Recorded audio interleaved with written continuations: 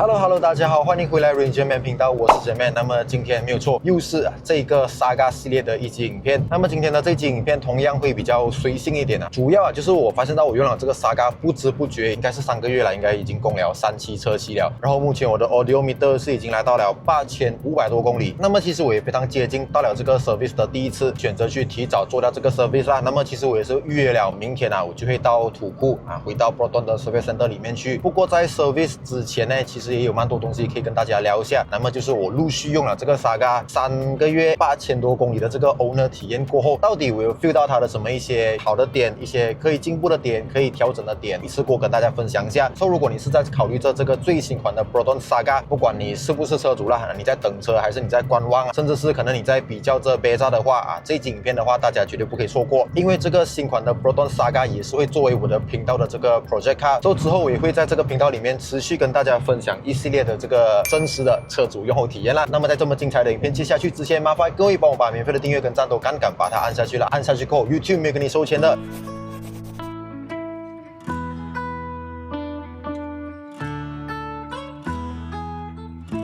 那么首先先来讲这个驾驶体验啦。其实这个 Saga 就如我之前蛮多影片我都有讲到的，它作为一个这么入门的车款，4万多到5万块的这个价位里面，确实是它的这个 handling 来讲，整个底盘的调教 chassis 的稳定性，包括我现在在跑着 highway 的这种高速稳定性来讲，这个价位里面确实是我试到 Saga 还是最让我有信心的一个啦。这个也是蛮大原因为什么我会选择这个 Saga 而不是选择它的隔壁家对手那个销量冠军 Berto Beza。 因为我的工作需求其实不只是要在城市里面行走而已，我偶尔还要上下 KL 会走一个蛮长途蛮远途的这个高速行驶、高速路段等等，所以我需要一台车它可以给到我在高速的时候的那个安定性。但是基于我只有这样子的budget那么在这个预算里面的话，这个 Saga 绝对是最值得考虑的车型啦。你要讲这个 Saga 真的有这样无敌咩？其实也不是因为大家都知道，身为一个 media 都有机会试到各种各样的车啦，比这个 Saga 好价的车真的太多了。但是讲到底 Saga 国民轿车真的是你在这个教育之下稳定性表现最好的车，真的只有 Saga 而已啦。这点我觉得也是在这个价位会选择 Saga 的人应该会优先考虑到的，就是它的这个驾驶的稳定性、操控性、安全性，你会比较有信心的保障。以上讲的是 handling 嘛，再来你要讲这个动力系统部分的话，同样我驾了这样久我没有感受到它的这个动力调教啦，有很轻快的感觉。包括到大家比较熟知的日系车款，可能是他们调教的或者是讲市场需求上的差异，蛮多日系品牌他们都会比较注重在前端的这个力，就是你起步的那一下，你会觉得整台车很轻快，就会给到你一种有力的错觉。不过其实那一些车款它的指向数据并没有比这个 Saga 来的更高，这个 Saga 同样还是我所讲的那个问题，它在起步的时候会比较重拖一点点。当然这个有可能是车身更加重，也有可能是 Atkinson Cycle 这个引擎的先天性的缺陷。各位 Saga 车主有遇到的话，同样也可以 comment 跟大家分享一下，看看是不是只有我一个人有这样的感觉不过其实驾到现在我也渐渐习惯这个油门感受了。起步的时候我会踩多点油，然后一旦车动起来速度上来过后，其实我就会再收一下油。所以就是驾驶习惯的怎么讲调整，或者你要去适应它啦，爱它就要接受它嘛。再来其实我也想不到太多不好的点啦。总体来讲，其实这个 Saga 就是一台很对得起它的这个价位，然后是一台很称职的工具车型。它是一个sedan车，有大的尾箱，并且在这个价位还有不错的这个高速行驶稳定性，这点我觉得是非常非常的可贵啦。再来油耗我真的还要再夸奖多一次确实是它的油耗表现是我所看到啦，有史以来历代的 Proton 车款应该都做不到这个 Saga 的油耗水平，这点是真的让我还蛮惊喜的。因为我本来想象这个 All New Saga 它的油耗可能会进步是没有错，不过最多就是进步而已。不过其实现在的这个油耗表现是真的可以让人感觉到惊讶的，哇，真的还蛮省油一下的。尤其是在现在油价那么敏感的年代这点我觉得肯定会是一个加分项。再来其实我还有一些比较不满意的地方，然后我也帮他做了小升级或者又叫做改装嘛。其实外形我就有把车头的那个供 chrome 的设计，我有直接把它粘成了一个亮黑色，如果之前错过短片的人可能就没有留意到。不过来到车侧呢，车门把手方面，其实我也是有想过要把它 delete 掉。不过因为这一次 All New Saga 它的那个 chrome怎么讲，它是分开的啦，它是有一个分界线的。所以如果我单单只 delete 掉那条 Chrome 的话，我的车门把手还是我的车身色，看起来就我觉得会有点奇怪。不过好在我目前想到的解决方案啊，就是我会去买4个这个门把手的 cover， 当然我会选亮黑的，整个 plastic cover 粘在这个门把手上面。因为这个门把手其实通用到蛮多车款啦，包括到 MC2 的 Saga、Persona Iris 应该也是用同款的门把手，就还相对好解决啦。来到车内的话，就是这个置物空间方面啦，我会比较嫌弃的。同样，如果你是错过了我的短片的人，可能就错过了我买那个手机支架很好笑的一个过程啦。所以我现在其实就换成了一个新的手机支架，它是直接有一个框，直接把它框在这个荧幕上面。当然，它也是用 double side tape 来进行固定，并且我现在放手机的这个位置呢，也是不会阻挡我这样子看屏幕的视线。所以如果我在用这 CarPlay 的话，其实影响是不大。为什么我要讲到这个手机支架呢？就是因为它的这个 compartment 啊，我真的是没有找到一个特别适合让我放手机的地方。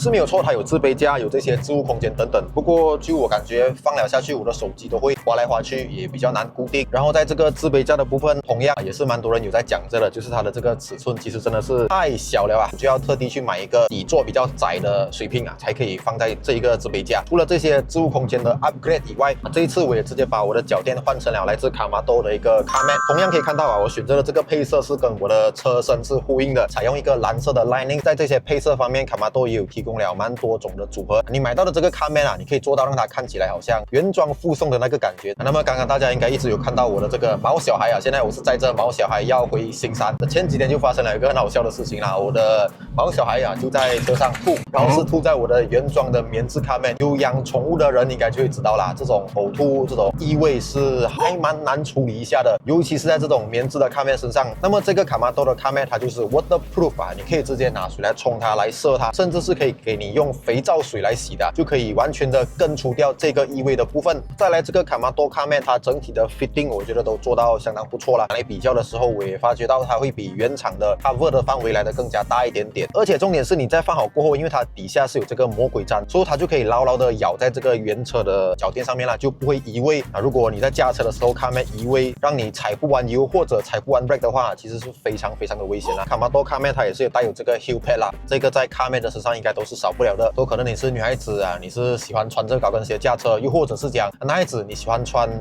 可能 Timberland 一些鞋底比较粗比较硬的鞋的时候，它也不会那么容易就磨伤到你的整片 Carmat 啦，这个是比较细心的部分。当然这个卡玛多 Carmat 不仅是有出给 Saga 啦，其实它也出给了蛮多车款啦，各种怪怪的车，一般上很难找到 Carmat 的车型啊，这个卡玛多都有他们的这个 Carpet 的尺寸啊，所以如果在考虑着要买 Carmat 的各位啊，就可以考虑一下这个卡玛多。其实最重点的还是在这个价格方面啦。那么我的这套卡玛多 Carmat 啊，买到来大概是170几块左右，包括运费啦，所以就真的是非常的有性价比，就是一个很合情合理的价格啦。我知道这个市场上还有很多别的品牌的 Carmat， 但是网上都很贵，400-500块。你要知道嘞，400-500块已经是这个 Saga 它的车身价的1/8哈。如果太高价格的话，其实对于我来讲就不太有性价比。毕竟我买东西啦，我还是会主打性价比。当然 quality 首先不可以太差，再来就是价格要合理啦，不要有太多品牌溢价在里面啊。这个也是为什么我会选择 Saga 啦，就是一个很朴实，也很适合我的这个消费观啦。那么如果大家想要购买到这个卡玛多 Carmat 的话，我都会把他们的官方网店放在右下角的这个按钮里面。而且重点是在4月30号之前啊，只要你是在他们的网店下单一共超过200块的话，都有机会参与一个抽奖，而它的大奖就是 Proton EMAX5， 没有错，一辆6万块的车啊，直接送给各位。重点是还换上了4条的 GSX 的 General Tyre， 有买有机会，只要在这个期间你消费的话，都有机会可以赢到这台车。我明天会把这个车拿去 service 嘛，所以我也蛮好奇我的这个 service 除了换黑油以外啊，原厂会不会 optional 叫我换一些别的东西？因为这个是我人生中第一次买新车，然后第一次回原装的土库 service， 然后我应该是有 free service 啦，因为我是早鸟购买这个 Saga 嘛，所以应该还是会有那个福利。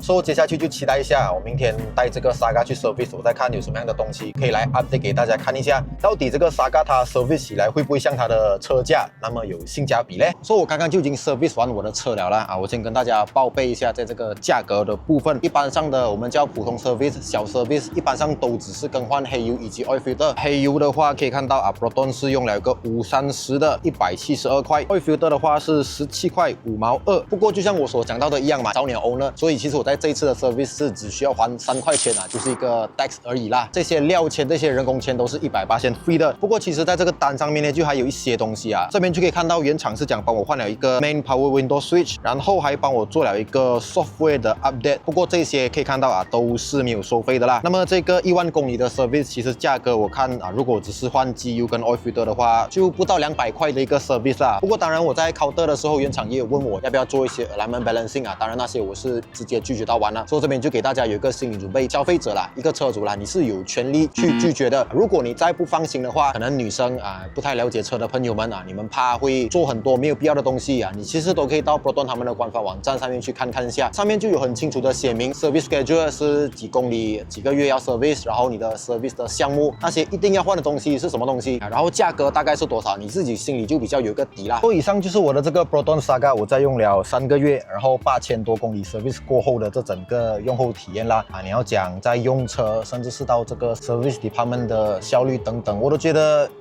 OK 啦，不懂怎么之前听到很多人有一直在 complain Proton 的这个 service 部门好像不太好，是吗？所以我觉得呀，这个东西其实都要大家给一点时间啦。当然也是要各位去督促一下，消费者督促原厂才会进步，然后才可以再让消费者有一个信心嘛。所以这个其实是一个良性循环来的。当然你不要遇到有事情就骂啦，我们尽量啊有东西啊心平气和的去跟原厂沟通一下，我相信他们都会解决给大家的啦。讲到我的怀疑，我有点收钱办事了啦。这个车就像我所讲的一样，同样是我自己供的。所以如果我还想要继续看到这个 Proton Saga 的一些车主用后系列的话，非常欢迎各位啊继续 follow Rangerman 这个频道啊，这个订阅是 free 的，各位敢敢的把它点下去 ，YouTube 没跟你收钱的。感谢各位，感谢收看，我是 Jermaine， 我们下期这个 Saga 的系列影片或者是新车影片再见啦，